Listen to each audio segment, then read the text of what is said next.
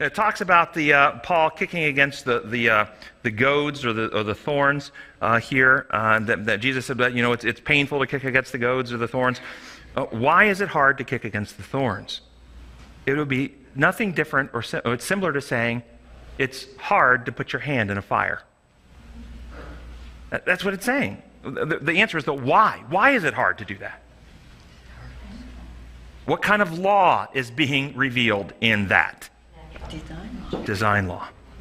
And thus God is teaching us that when you violate his design laws, you will damage yourself. But he has built into his reality that before he lets you destroy yourself, you'll feel pain. The pain is not a punishment. The pain is not a curse.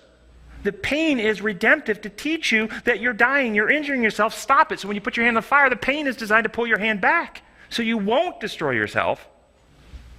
And this is why sin, metaphorically in the Bible, is leprosy. Because leprosy does not actually damage tissue. It just destroys pain fibers. And so people with leprosy can't feel the pain when they put their hands in the fire, so they don't pull their hand back until they smell the burning flesh, and they've done much more damage. And so sin sears the conscience, sears the sensitivities, so that when we're breaking God's design laws, that we are destroying our inner being and not being aware of it. And so it's difficult. Your conscience has been wailing against you because what you've been doing is wrong and you know it. And it's hard to do that. You're uncomfortable. You don't sleep well at night. You feel guilty. You're uneasy. You're not at peace. It's hard to go that direction, and God allows that to happen. But if we persist in it, just like if you stick your hand on a hot stove and you sear the flesh and you burn and burn and burn, guess what will happen? You will eventually burn the pain fibers and it won't hurt anymore. Third degree burns, that's right. And that's what happens when we persist in sin. We can sear the conscience so it doesn't hurt anymore. Now, this is important. When one deviates from God's design, and somebody you love, let's say you have somebody you love, and he's making decisions that are a violation of God's law, and they're about to experience, you can see they're about to have some painful consequence come on to them because of their decisions to deviate from God's design, and you step in to prevent them from feeling the pain, from reaping the consequence. Because you love them, and you couldn't possibly see them cry. It hurts your heart to see them in such suffering. Would such an action be an action of grace and mercy, or perhaps even harmful and cruel? Like you have a child who's got a drug problem and they haven't paid their bills and they're going to get evicted because they've been using their money to buy drugs instead of pay their bills. And they asked you for money. And you don't want to see them, it's late October, cold weather's coming in, you don't want to see them get evicted and put on the street. You couldn't see them go through that kind of pain. Do you help them by giving them more money?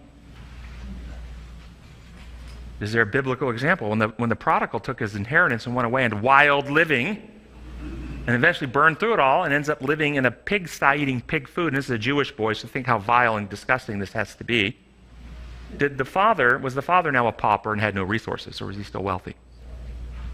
Why didn't the father send one of his agents to follow the boy and send him some pizza from Pizza Hut and put him in Motel 6 at night, get a good shower? He could have done that. Why did he do it? Because he loved him. Because he loved the boy, and if he had done it, what would the boy thought? I'm getting by. It's not so bad out here. Yeah. Leaving him to reap the consequences of what he's been sowing brought him to his senses, and he went home. He repented.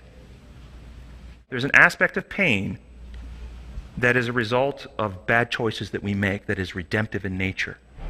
However, let me be careful here, not all pain that we experience in this life is due to some choice that we've made or because we're out of harmony with God's design. Let's be clear. We can experience pain because of no fault of our own. Job, Jesus himself. However, some pain is this type of pain. And we need to have some discernment to ask the question. Linda? Many people look at the Old Testament and see what Jesus did to the Israelites. Okay, now Nebuchadnezzar's going to come and take you all away. And now this and that bad things are going to happen.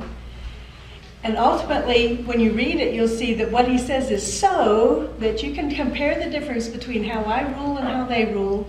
And so you'll know that I'm the Lord, and you'll come to appreciate the way I lead versus the way they lead. And all of this is a consequence of your choices. And he doesn't, he lets them suffer. He backs off and lets these countries take him over. Not just redemptive, but educational. Yep. So that you can make the right choice. And that's part of redemption, though. Right. Part of redemption is enlightening and renewing our hearts and minds, and so we stop making those same. Yes, but you're exactly right. So, boy, there's a couple more points. I want to make another point out of Tuesday.